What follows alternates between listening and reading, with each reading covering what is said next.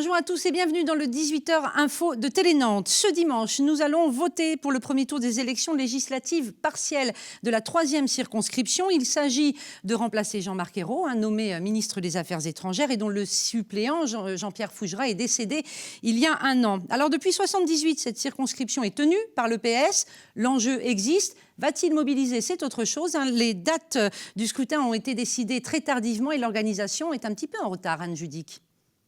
En ce début de semaine, dans le bourg de Saint-Herblain, pas grand monde n'a entendu parler des élections. Je ne savais pas qu'il y avait les élections ce dimanche. Entre nous, non, on en a parlé dimanche avec des amis et on n'est pas franchement au courant. Et pourtant, 90 000 habitants de la 3e circonscription sont appelés à choisir parmi ces 11 candidats pour élire leur nouveau député et son suppléant. La date a été fixée il y a seulement un mois. Pas facile de mobiliser les électeurs et les citoyens pour aider à l'organisation du scrutin. À Saint-Herblain, par exemple, il faut trouver 78 assesseurs disponibles le dernier jour des vacances scolaires. Il en manque encore une quinzaine. Compte tenu des vacances, c'était compliqué. Donc, si d'aventure on n'a pas assez de personnes qui souhaitent venir, nous devons avoir recours à du personnel ville. Et donc, ça coûte de l'argent à la commune. Ce n'était pas prévu au budget. D'autant plus que lorsqu'on a voté le budget, il n'était pas prévu de faire et ces législatives de Tours et le référendum de Notre-Dame-de-Landes et derrière les 2 primaires de la droite et maintenant de la gauche qui sont prévues en fin d'année. Globalement, l'ensemble de ces opérations, c'est 120 000 € pour la commune. Une partie sera remboursée, mais pas tout. Avis aux intéressés, tous les habitants du département peuvent se porter volontaires. Le 2e tour aura lieu le dimanche 24 avril. Ne les appelez plus jamais Vladivostok ou Sébastopol. Les 2 navires BPC, les Mistral, toujours à quai à Saint-Nazaire, vont changer de nom. On le savait depuis qu'ils ont été vendus à l'Égypte. Et d'après nos confrères de Ouest France, ils devraient s'appeler Nasser et Sadat en hommage à 2 anciens présidents égyptiens. Quant à leur livraison, elle est toujours prévue pour l'été.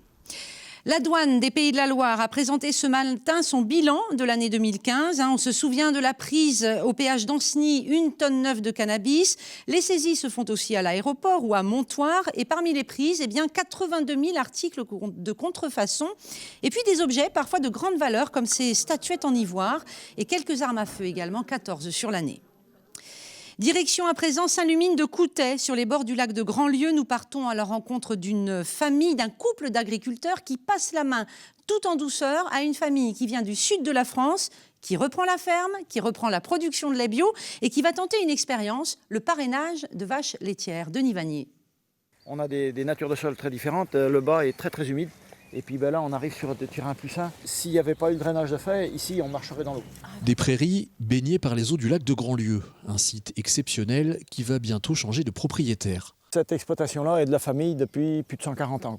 Notre objectif était avant tout que cette exploitation-là puisse être transmise telle qu'elle est. Une exploitation laitière bio. Et qui le restera? Ces repreneurs viennent de l'autre bout de la France, des Hautes-Alpes.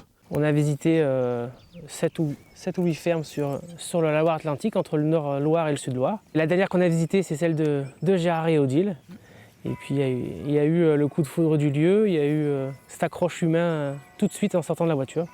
Et là, on revient pour la 4e fois. On est resté 10 jours, là, mais cette fois-ci avec nos enfants, pour leur montrer le cadre, pour aussi leur faire tout découvrir. Ensuite, on espère arriver cet été, définitivement.